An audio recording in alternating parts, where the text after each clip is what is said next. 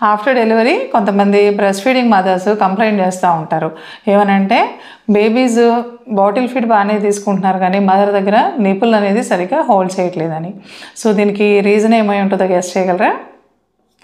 This is doctor Kavitha, gynaecologist, Keerthana hospital, Visakhapatnam. యూజువల్గా బేబీకి మీరు బాటిల్ ఫీడ్ అలవాటు చేసినప్పుడు మీరు ఒకసారి అబ్జర్వ్ చేస్తే బాటిల్కి ఉండే ఆ పాల పీకకు చిన్న హోల్ ఉంటుంది. ఆ హోల్లోంచి మిల్క్ అనేది ఈజీగా ఫ్లో అయిపోతూ ఉంటాయి. సో బేబీ ఎలాంటి ఎఫర్ట్ లేకుండానే పాలు ఈజీగా తాగడానికి వీలవుతుంది. సో అదే బేబీ మదర్ నిపుల్ కనుక హోల్డ్ చేసి సక్ చేయాలంటే చాలా ఎఫర్ట్ పెడితే కానీ ఆ మిల్క్ అవుట్లెట్ అనేది రాదు బయటకి. సో అందువల్ల ఏంటంటే ఒకసారి మీరు కనుక బాటిల్ ఫీడ్ అలవాటు చేసేస్తే మళ్ళీ సేమ్ మీరు మదర్ దగ్గర ఇమ్మీడియట్గా పెట్టినా కూడా నిపుల్ హోల్డ్ చేయడానికి డిఫికల్టీ ఫేస్ చేస్తూ ఉంటారు. సో దీన్నే మనం నిపుల్ కన్ఫ్యూజన్ అంటాము.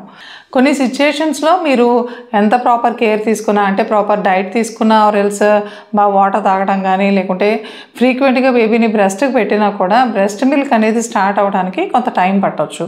సో ఇలాంటి టైంలో బేబీ ఫీడింగ్ కోసం అని చెప్పి తప్పనిసరి పరిస్థితుల్లో ఫార్ములా ఫీడ్ అనేది ఇవ్వడం జరుగుతూ ఉంటుంది. బట్ ఈ టైంలో మీరు తీసుకోవాల్సిన చిన్న జాగ్రత్త ఏంటంటే బేబీకి డైరెక్ట్గా బాటిల్ ఫీడ్ పెట్టేయకుండా పాల పీకతోటి మీరు బాటిల్ అనేది ఓన్లీ మెజర్మెంట్ కోసం మాత్రమే యూస్ చేసి ఆ తయారు చేసిన మిల్క్ని సెపరేట్గా వేరే గ్లాస్లోకి తీసుకొని స్పూన్తో ఫీడ్ చేయటం కానీ, లేదా ఉగ్గు గిన్నె అంటాం కదా, కటోరీ, సో దాంతో ఫీడ్ చేయడం కానీ చేయడం వల్ల మ్యాక్సిమం ఈ నిపుల్ కన్ఫ్యూజన్ అనేది అవాయిడ్ చేయొచ్చు. మీన్వైల్ మీరు బేబీకి ఫీడ్ చేయాల్సిన ప్రతిసారి కూడా తప్పనిసరిగా ఫస్ట్ బేబీని బ్రెస్ట్ దగ్గరే పెట్టుకుని అలవాటు చేసుకోవాలి.